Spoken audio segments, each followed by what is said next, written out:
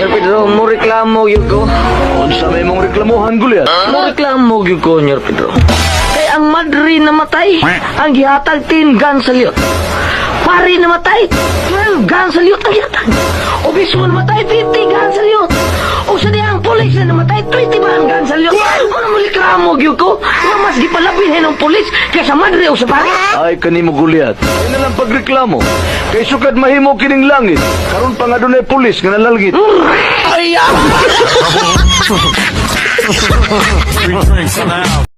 My loves, yung muna day kong gisugot.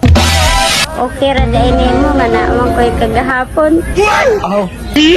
Okay ra, wala mo po ko'y kaugmaon.